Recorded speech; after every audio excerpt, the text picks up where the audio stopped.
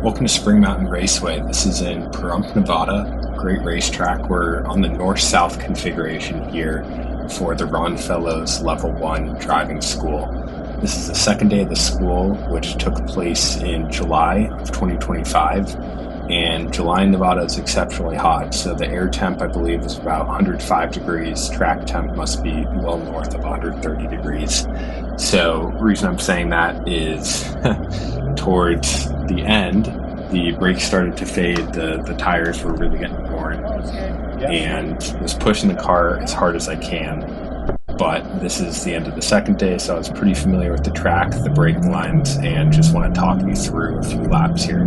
So coming out of pit lane, just want to stay right of the lines there till the end.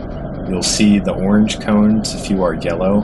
Those are your apex cones. That's where you want to try on most corners to place your car as close as possible.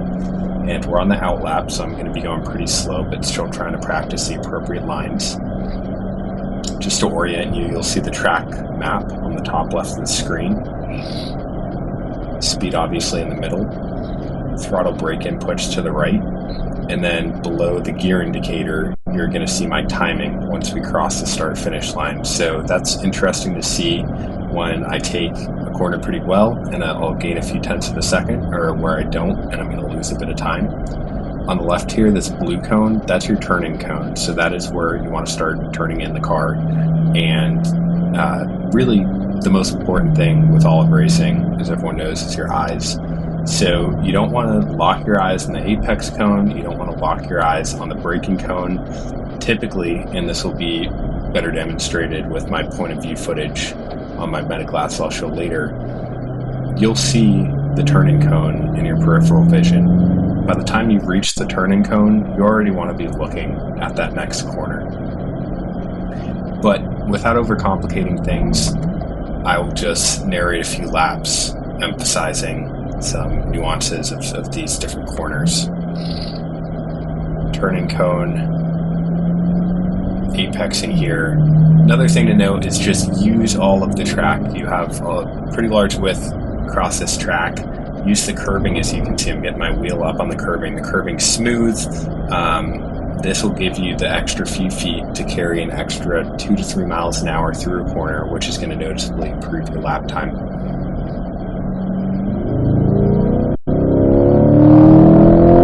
One other thing to remember is the appropriate brake application. So coming into this corner 2 of the track, heavy brake application. You'll see 80-90% brake pressure coming in. Then I quickly release, modulate the pressure, ensuring that I carry as much speed as possible through the corner.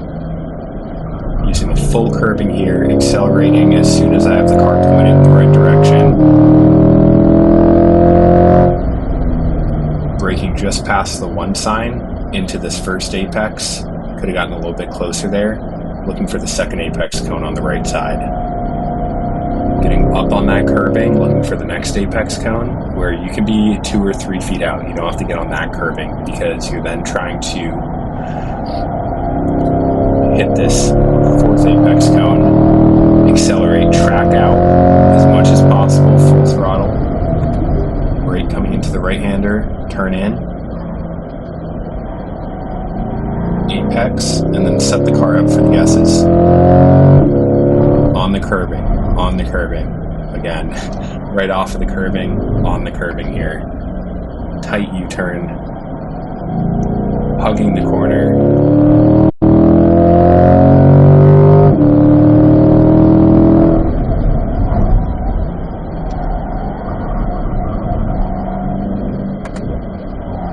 This corner here is interesting. You'll see it feels like 2 separate corners, but you want to treat it as one. You just want to have your eyes continually looking for the next apex and carrying as much speed as possible.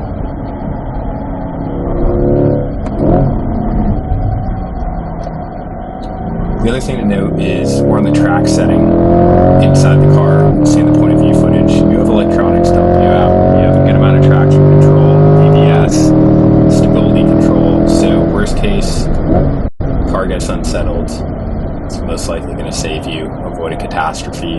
But don't don't be scared to just test the limits of the car. The Stingray is obviously not the most track-focused C8 Corvette, but it has a good amount of power and appropriate capabilities to allow you to just experiment and just feel out the car. You're going to notice even more in the POV footage just how loud the tires are from the cabin, and you can hear it now. The tires are chirping. That is a good thing. That means you're using the full grip of the rubber. It doesn't mean the car is going to snap out under you. You're going to feel that through the wheel and through the butt of your seat. Far left side, setting up. There's the turning cone. Already I'm looking at that next apex.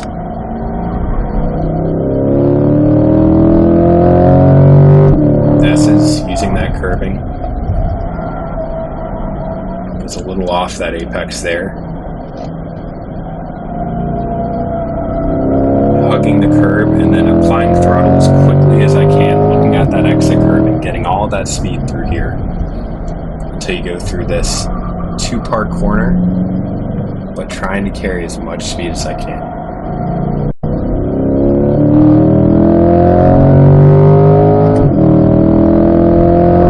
I'm going to shut up now and let you enjoy one more lap.